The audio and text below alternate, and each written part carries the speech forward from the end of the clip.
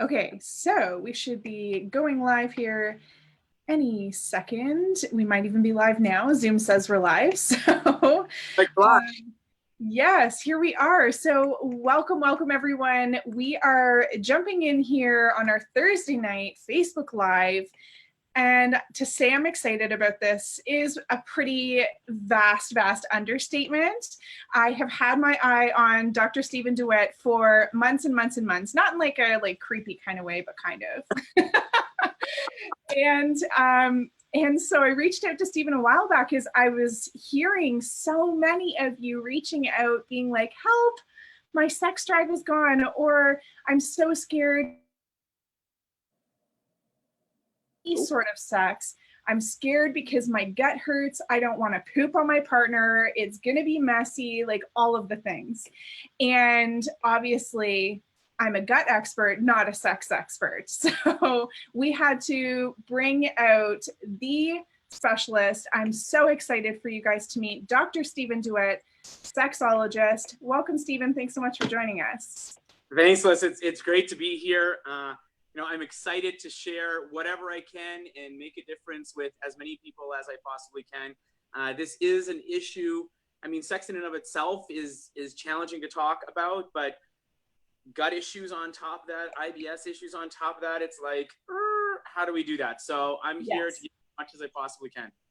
Amazing. So I'm just going to pull up our thread here so that I can make sure I see everyone's questions.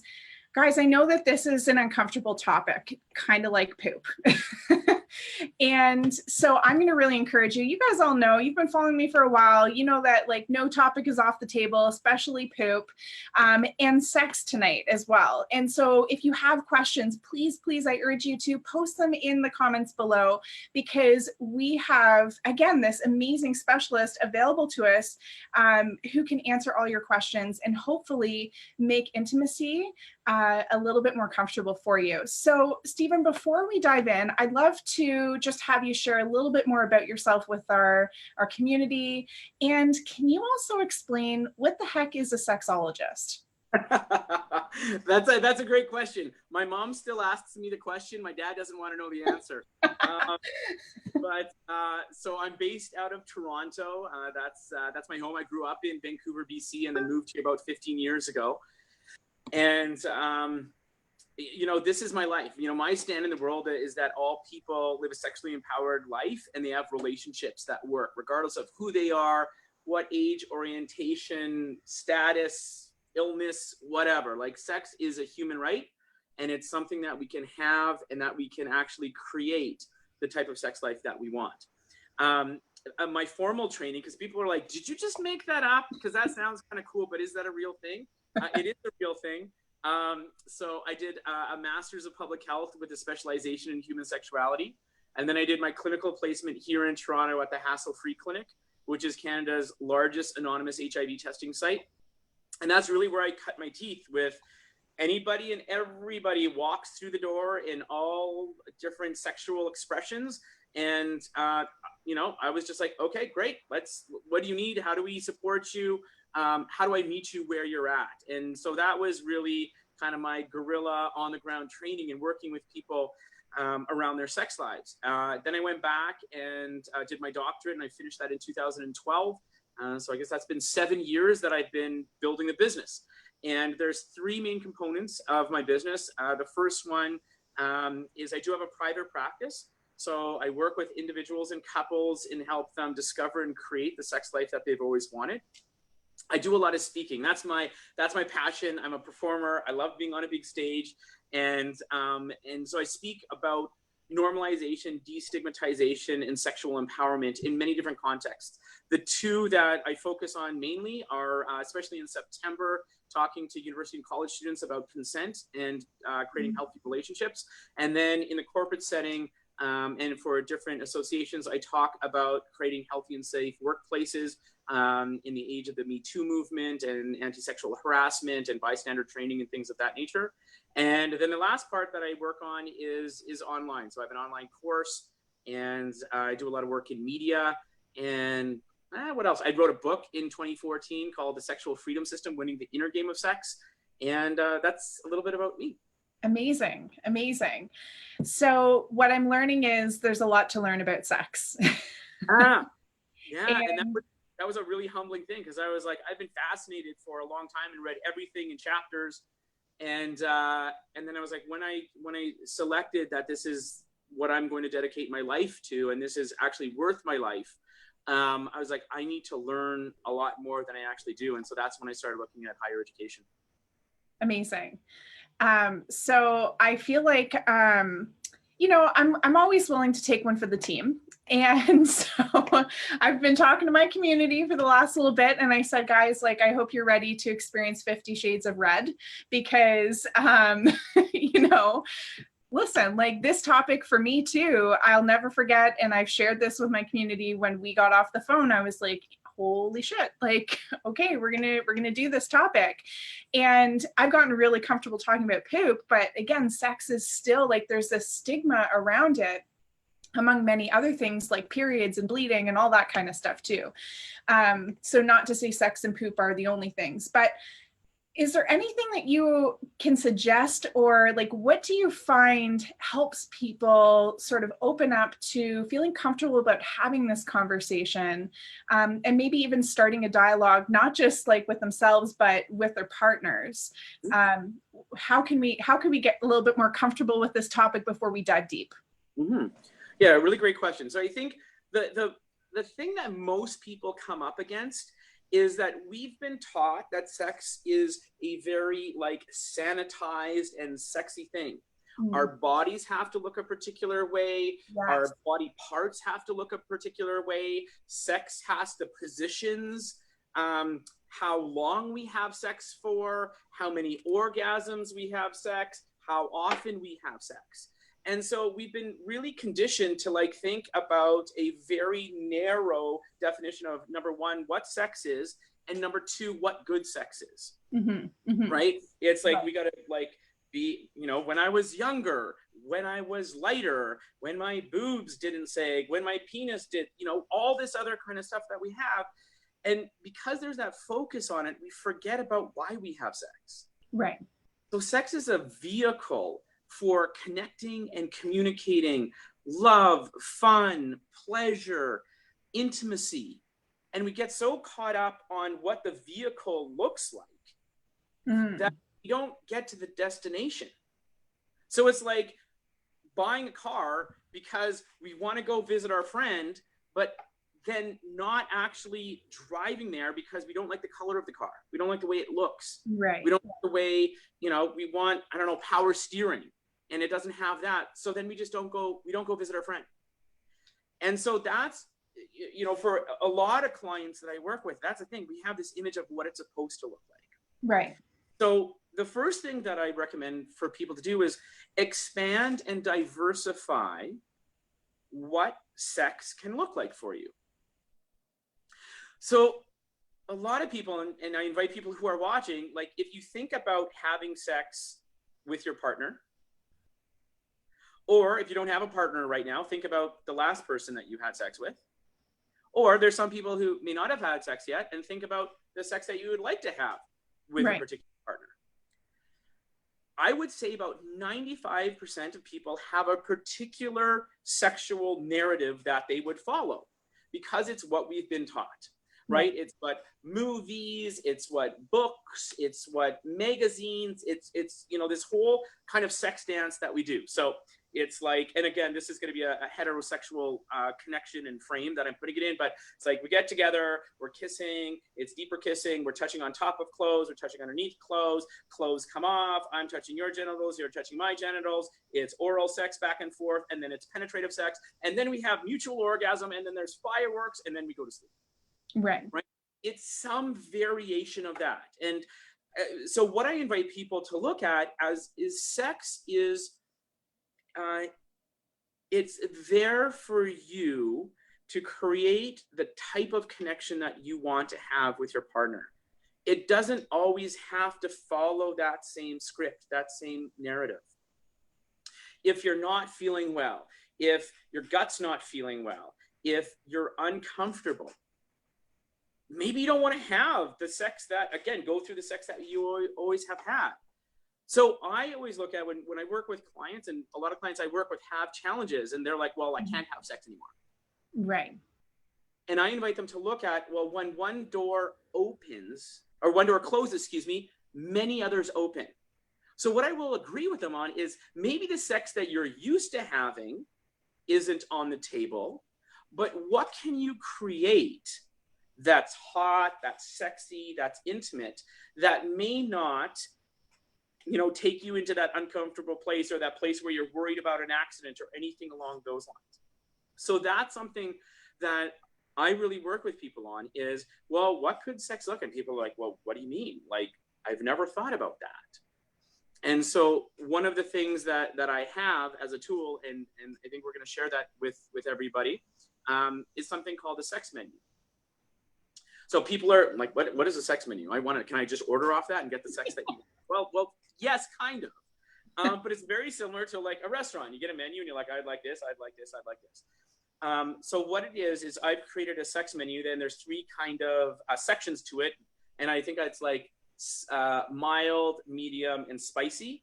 So I use kind of the Scoville scale, but the sex Scoville scale on how to do it.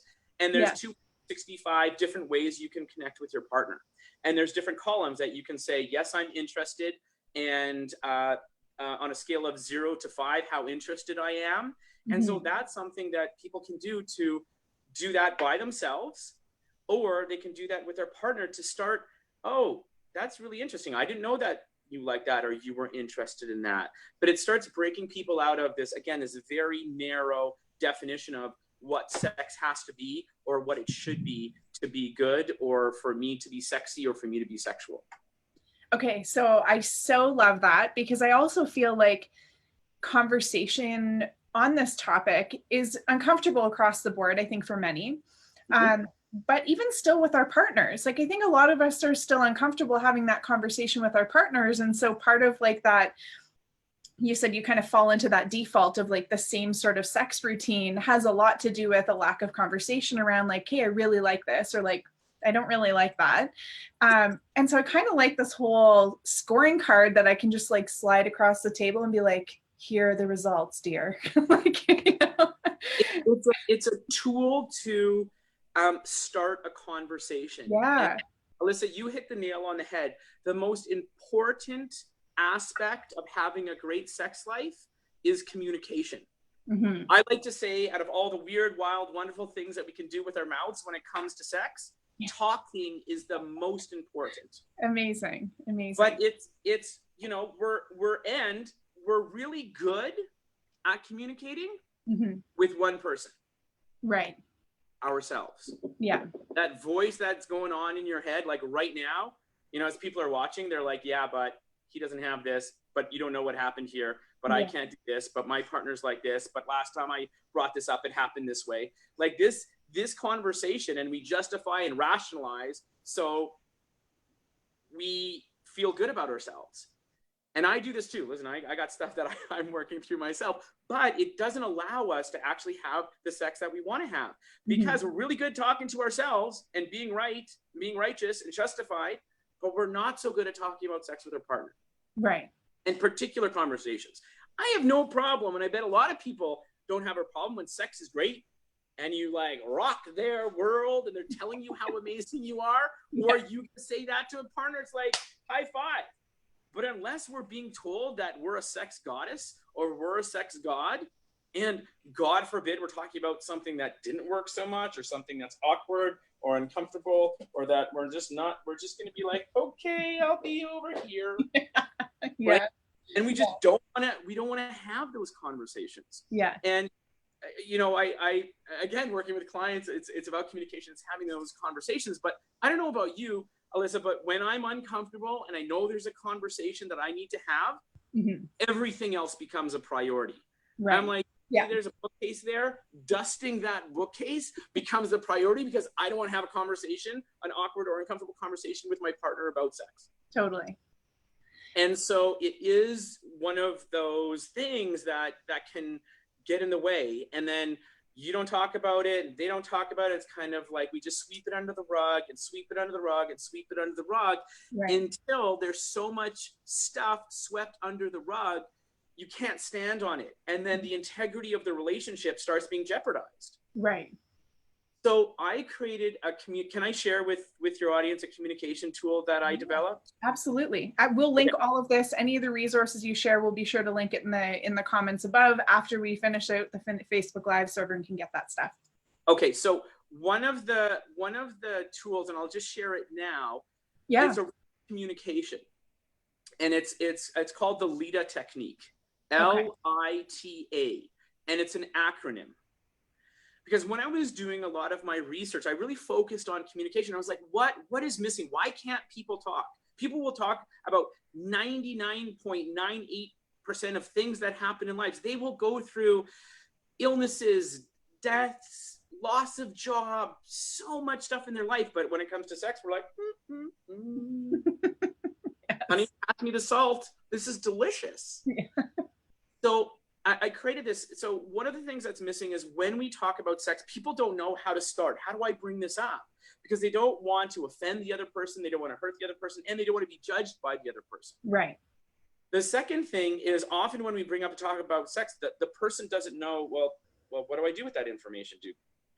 Can I say anything, or do I just take it? Like, what do I do? Right. So the Leda Technique was designed to develop tools and strategies to address those two things. How do you communicate where you're coming from in your communication, and how do you make it a co-created process so the person actually has a voice and it becomes something that two people are having rather than one person just blurting it out and hoping it works out? Because I don't know about you, but I've done that and it doesn't work out so well. So right. The Leda Technique, LITA. L stands for sharing what you love or like about the person and or the relationship. The second thing, so that's L. The I is you're going to share with them what's important to you. Right? What's important to you about the relationship? Said another way, what are you committed to for the future? The T is bringing up the topic. Right? So you can see how when you share what you like or love about the person in the relationship, when you share what's important to them, it couches what comes up next, which is bringing up the topic with them. Okay. Right. Next is A, and it's A to the power of 2. So A squared, because there's two parts of it. The first one is you want to ask them if they're open to having a conversation with you right now. Mm-hmm. Because I don't know about you, but you know when someone's like, Alyssa, do you have time to talk right now? Is it a good time to talk? And you're like, no, and they just keep talking over you, right? When that happens, like, go away. I don't want to talk to you. Yeah. So you want to ask the person if they're open to having that conversation right now, because they may not be. You know, they may have had a stressful day at work, you know, the kids, the job, the dog may have died. Like, we don't know what's going on. So you ask them, are you open to having this conversation right now? If they say no, no problem. You say, great, when would be a good time? Mm-hmm. And then you come back to it. If they say yes, say, great, because I'd really love your feedback. I want to know your thoughts on this. So that's the Leda Technique. And one of the magic things is that can be used all sorts of places in your life. It doesn't have to be used talking to a partner about sex. You can use it boss, any awkward or uncomfortable conversation. Using that Leda Technique and following that really opens up a conversation, and people are like, okay, now I know how to have that conversation. Yes. Was that helpful?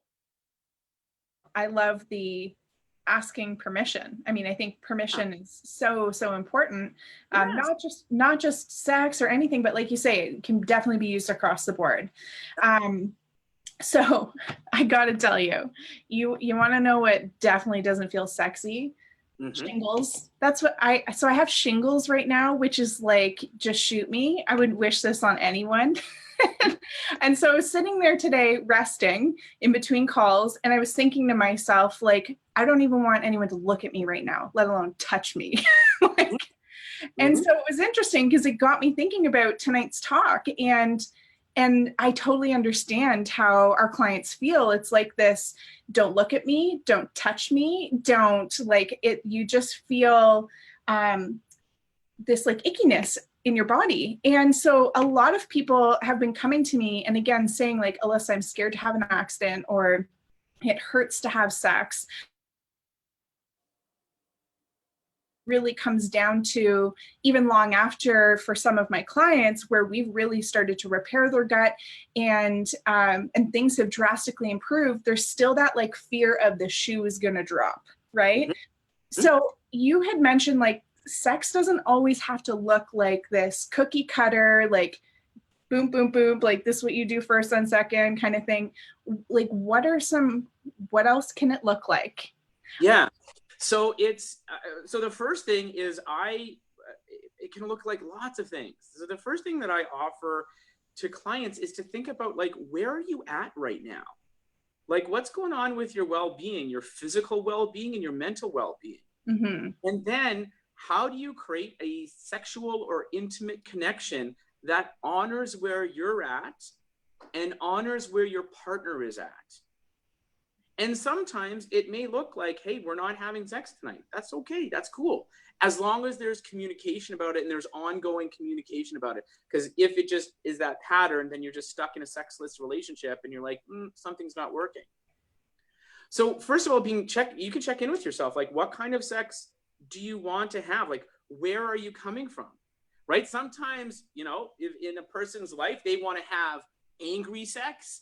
They want to have makeup sex. They want to be made love to. They want to fuck. I'm not sure if I can say that, but I just said that. Like, this can look like so many different things. Yeah. It's like, well, where am I at right now? So for you, it's like, listen, if you're healing and if you're in a bad place, or if you've had a bad episode, it's like, okay, so what would feel good right now?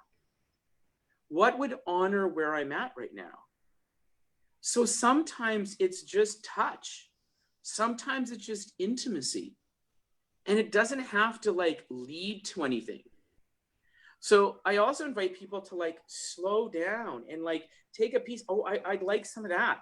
Mm-hmm. Like I would like my face caressed. I would like my breasts caressed. Not because it's going to lead to this and it's going to lead to this and it's going to lead to this. Right. Because people get shut down and they're like, I don't even want to go there. I don't want to even have my face caressed or my breast caressed because there's going to be an expectation, or it always goes down this route. Right. It's creating something. It's saying, hey, Bob, like, I want to connect with you. And this is where I'm at right now. But this is what would feel really good for me. Are you okay with that?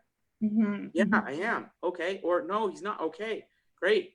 What would you like, Bob? What would honor you? You know what? It's okay. Let's just take care of you. It doesn't always have to be this, this thing, this cookie cutter. It looks like this. So what would actually honor you right now? Maybe you just want to please your partner. Maybe you want them to just please you, but you want to give them specific instructions on what that looks like. Mm-hmm. Mm-hmm. And that's something that's important. But checking in with yourself and being like, hey, what would feel really good right now? And that would be a place to start and open up that conversation. Amazing. Yeah, I think what I keep hearing is it really does go back to the communication end of things, and getting a little bit more comfortable with having these conversations. I know for me and Eric, the conversation hasn't always been comfortable. Mm-hmm. What has always made it better is when we had the conversation. Mm-hmm. And that is what makes a really big difference. And we've learned so much more about each other through those conversations. And a lot of those conversations really evolved and came up from a lack of communication. Yes. If you are lying there, mm-hmm. and there's like that big pink elephant that's like sitting on your chest and you're like, oh shit, did I say something? That wasn't very good. It's awkward. Do they have expectations? I don't know. They kind of did this to me. They touched me. Do they want that? I really don't want that. Fuck, should I say something? I don't know. That wasn't very good. That hurt. I'm just going to pretend that was okay. Like, it's like there, it's in the space. The other person is like, why are they being so weird? Oh shit, did I do something wrong? Like, what's going on? What's going on? Yes. And you're sitting there with these two elephants on your chest and on their chest, and then being like, oh, why don't we have an amazing sex life? I don't know. There's two elephants in the way. How about that? Yeah. So when people experience this and you feel that, that's really when you got to tap into your courage. Mm-hmm. That's really where you got to honor yourself. And you can say, hey, like, I'm going to share something with you, and it's a little bit scary and it may not come out right, but this is what I'm feeling right now. I just want to check in with you. Like, what do you, and I promise you 9 times out of the 10, the person's going to be like, oh, okay, good. I'm glad you said that because I was feeling this and this and this and this. And then that conversation opens up. But when you stop communicating, when you just let that elephant sit on your chest and you don't say anything, that's when your sex life begins to die. Yeah. Yeah. And so as uncomfortable and as confronting as it is, and this is something that I've had to learn in my own personal journey, not because I got letters after my name or I wrote a book. It's because like, oh, I gotta kind of like walk my talk, and I gotta like I gotta like live life, and I gotta be vulnerable, and I gotta be scared because I want to be connected to this person and I want to have a great sex life. And if I don't talk and if we just pretend that everything's okay, it doesn't make a difference. Yeah, totally. And so I think for anyone watching this tonight, I think, you know, I'm sure you're probably feeling a little bit of like 2 elephants in the room for yourself, because I find for a lot of people, there isn't just a lack of communication around sex, but also around how they're physically feeling. And I see this so much where I work with everyone, but I work with predominantly women. And what tends to happen a lot is I'll hear women say like, oh, well, I have to go back and I have to talk to my husband to see if I can get started with the program. And we have to have that conversation of, okay, well, what's probably going to happen is your husband is going to see a financial decision because they don't understand your pain. And it's due to that lack of communication. And so if you're watching this, I really encourage you to rewind if you didn't catch it, or make sure that you made some notes on what Stephen was saying about the Leda. Is that how you pronounce it? Leda? The Leda Technique. Yeah, Leda Technique, because there's probably going to have to be a conversation, not just around sex, but also around your poop and how your gut is feeling, so that when you bring up the conversation around sex, it makes sense to them, right? And so that you can manage expectations. Now, one of the questions that kept coming in after we posted the event, we've been talking about this for a while, I got several people that emailed in, private messaged, and they said, my IBS flares after sex, is that a thing? And you know, some feedback around that as well. So guys, from a gut standpoint, sex hormones can stimulate inflammation in the body. So yes, it is a thing that you can experience IBS flares after experiencing or having sex. And having said that, that's not a reason to be scared of sex. It's a sign that your gut needs some loving.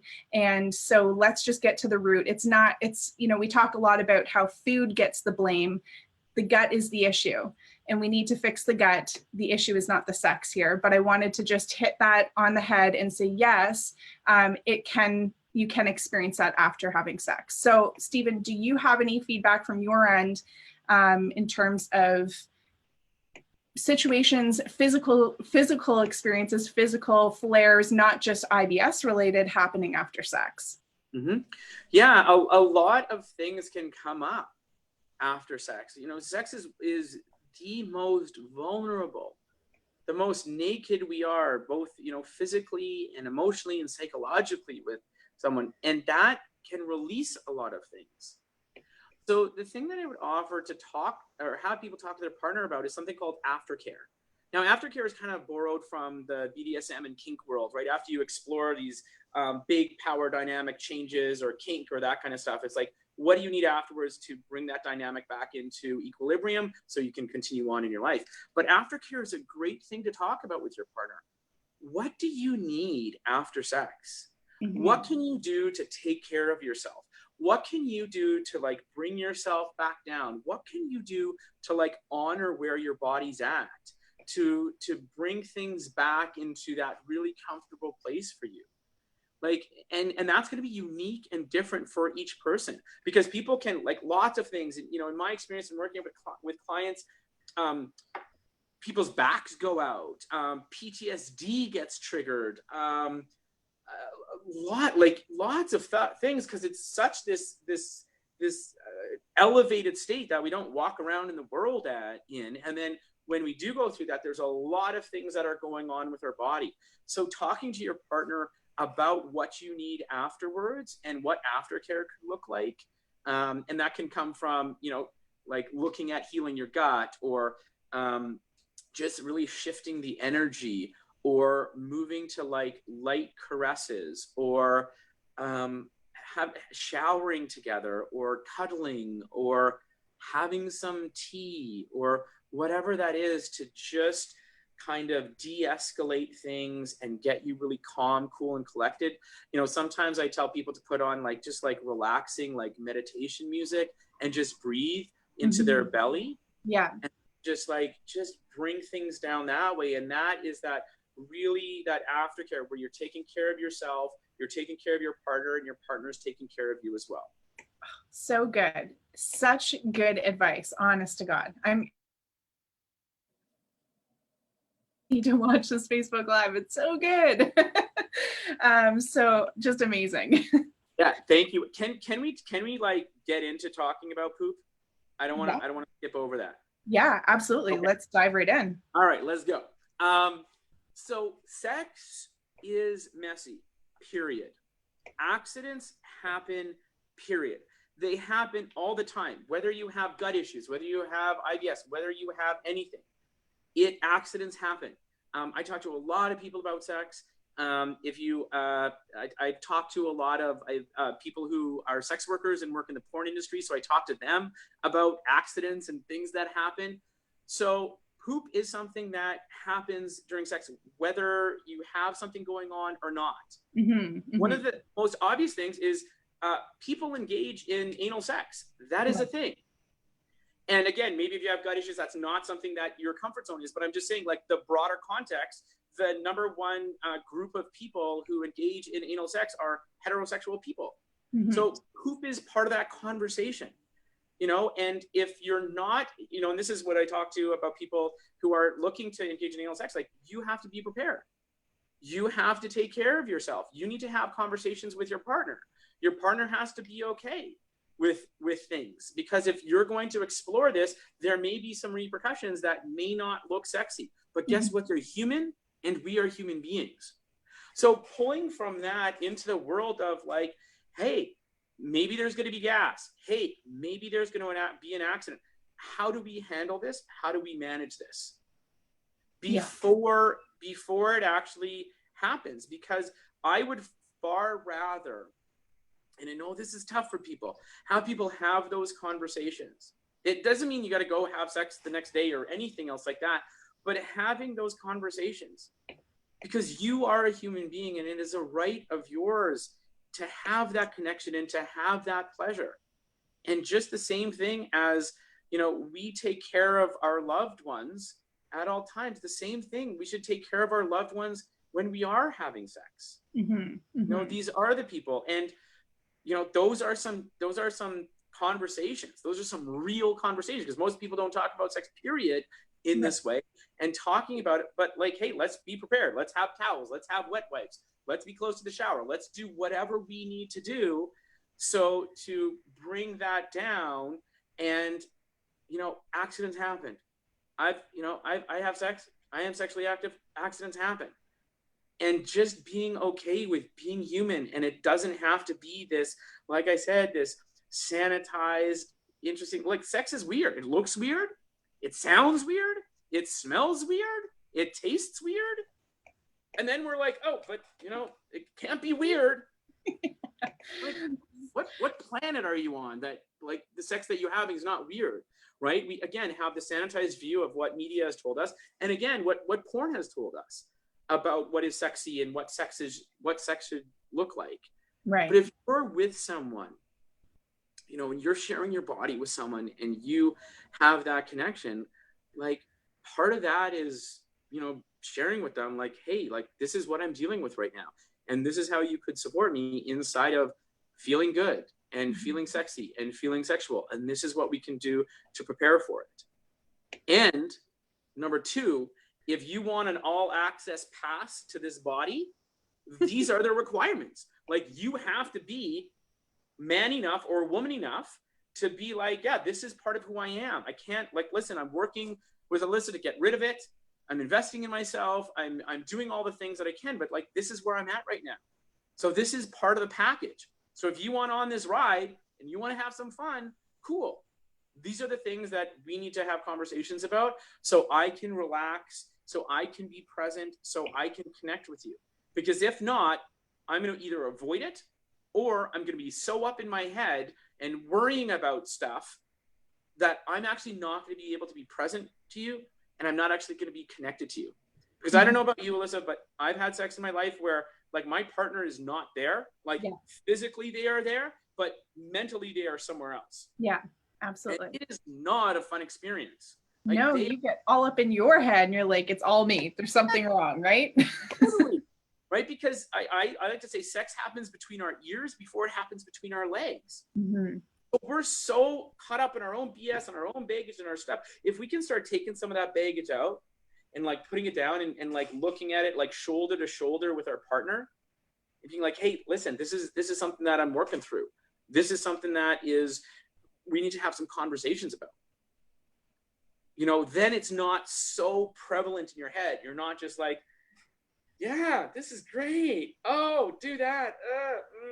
You know, and trying to fake it. Just doesn't work. And everyone picks up on it. Like everyone really knows. It's just no one's talking about it. And everyone that big pink elephant in the room. Yeah, totally. Okay, so I think this kind of connects to, because everyone I feel very loosely uses the term like they've lost their sex drive. And we think of it very much in the terms of it being a hormonal imbalance, or we think, oh, it's because we have a hormonal imbalance. But I think there's a lot more involved in that. Can you speak to that a little bit? Yeah, absolutely. So the first thing that I say when I hear that is great. Like, let's go to the doctor, get checked out, get a clean bill of health, find out what's going on, get your hormones checked, and then let's have a conversation. Because again, we have such a box that's put around who we're supposed to be or how we're supposed to be. Mm-hmm. So when someone says, I have a low sex drive, I'm like, great. By whose definition is that? Somewhere along the line, we've been told that more is better. Right. That longer is better. That, you know, more orgasms is better, whatever. And the reality is it isn't. So often when people say I have a low sex drive, I say, well, compared to what? Well, compared to my partner. Okay, cool. Who said that you and your partner have to match all the time? Or it's not like it used to be. And I'm like, great. Well, you are not the person that you used to be. Right. But again, constructed sex has to look like this. Like for me and for like, you know, all the research I've done and people that I've talked to, our sex life goes like this. Our sex drive and interest in sex goes like this. So sometimes if we're down here and our partner's up here, great, there's a conversation that we need to have. Mm-hmm. Or, you know, in my, 5 years ago, I was really interested, but like now it's taken a dip. Okay, great. Like, let's talk about that. What's underneath that?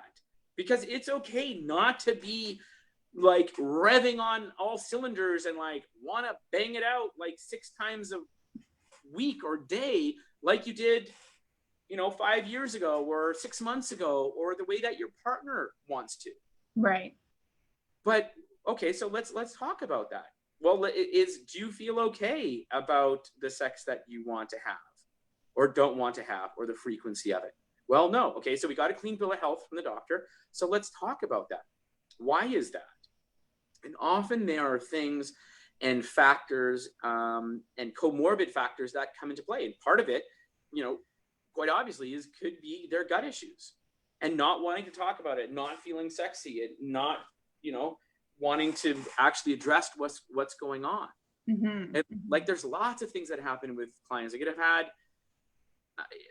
you know, a fight with their partner. Like if things aren't going well in the relationship, and this is something I get a lot, they're like, Stephen, everything's great except our sex life. And I tell people that sex life is a symptom of what's happening in the relationship. Right. It doesn't happen independent thereof. So often when I work with people, and it doesn't mean that they're fighting or they hate each other or there's like chaos and throwing stuff all over the place, but often people, especially people in long-term relationships, have a particular pattern that they get into in how they communicate and how they have sex with their partner. And that's just kind of the way it goes. And when you don't interrupt that, when you're not having conversations about that, when you don't have the space to be really vulnerable and to share what's going on, and your partner be able to hear that and respect that. And that's something that I work with too, because people are like, yes, I'm sharing, or yes, I want this, but my partner can't hear what I'm saying. Mm-hmm. That's another thing to work on, is like, okay, what's going on in your relationship? Like, why is this? Like, why don't you have a space to have a voice and to be able to be heard or to be able to communicate? So I agree. There's often a number of things that are going on underneath, and sometimes there isn't. Sometimes you're just in that place and you're just like, I don't want to get my freak on. Cool. That's just the space that I'm at in my life. Stress has a huge impact on where people are at in their lives. I don't know about you, but I don't know anybody who's getting less stressed other than my parents who are retired and they travel and go on cruises and, you know, hang out in the garden. So, you know, we're all working. There's a lot of stress going on, and that can be a massive impact on one's interest in sex and their sex drive. Yeah. Yeah. I think that it all feels really validating. To hear that there again, I think what I'm really taking away from this is there's so many boxes that have been created, not just in what sex is supposed to look like in terms of positions and all that stuff, but also frequency, like you said, and sex drive. And oh yeah, I guess there isn't this, you know, level of sex drive that is considered normal, and that it's okay for it to fluctuate. I don't know about you guys, but you know, I feel really validated in hearing a lot of these things. It's like, okay, maybe I'm not broken, you know, not like things aren't working, but when there's this chatter that's going on in between our ears based on what we think it should look like, and when there's a lack of conversation, it really starts to compound, and you start to think there's something wrong with me. And the truth is there's not.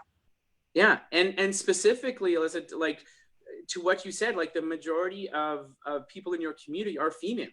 And the female voice around sex and sexuality has been silenced and suppressed for a long, long period of time. So it's not only, hey, I need to talk about like my gut, but it's like, hey, I've never been given permission to talk about sex or share what I want or share what turns me on, right? Women have been given more permission to be emotional and communicate their emotions. Men have been given more permission to be sexual. The reality is we're both a complex combination of those and many, many other factors. So you see things like just around sex, like the Me Too movement, and women saying like, no, like this isn't good. No, I am not tolerating this. No, it's not acceptable.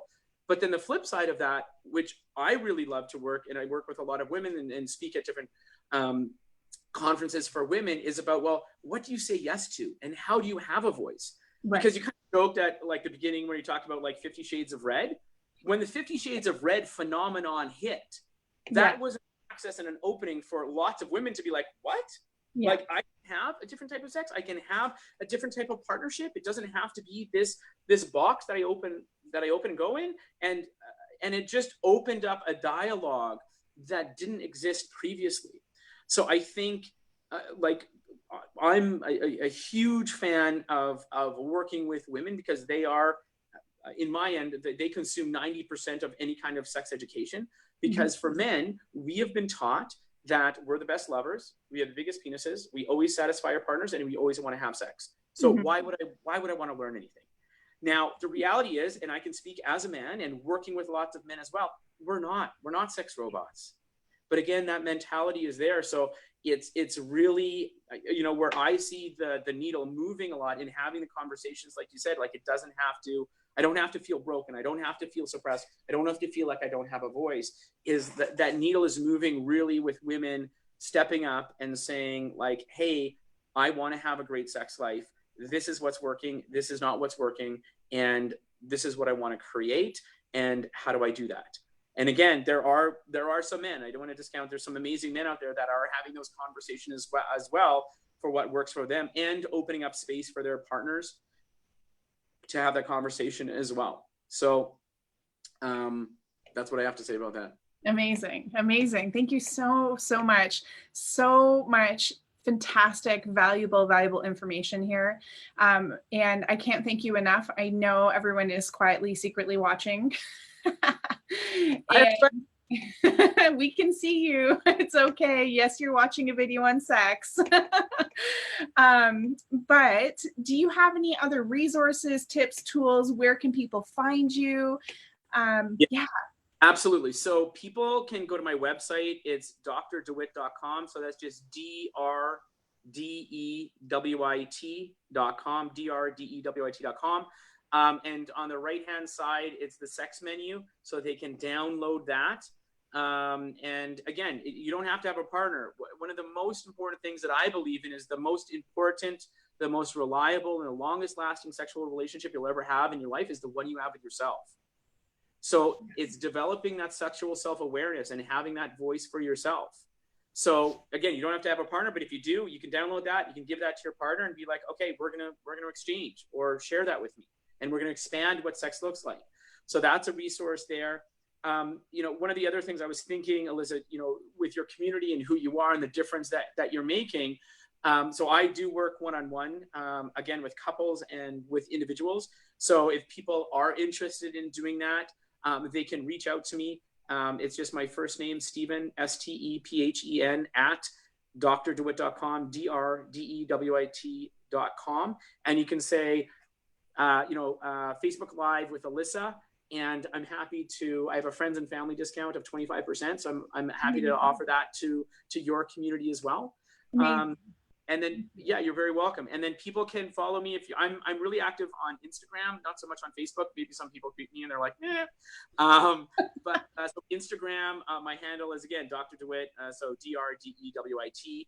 And people can send me messages and I'm happy to have conversations and support people because again, it is something that's so important in people's lives. Nobody died saying, I had too much good sex. This is true. This is true. Amazing. Well, thank you so much. We are going to be sure to get all of that information linked above us here so that you guys can easily find Dr. Stephen DeWitt. Thank you so much. We appreciate you. And if anyone has any questions, you know how to reach out to Stephen. I am not a sexologist. And I am. But Stephen is. Okay, guys, if you found this helpful, make sure you give it a like, give it a share, and we will see you guys next week on our next Thursday night Facebook Live. Bye. Bye.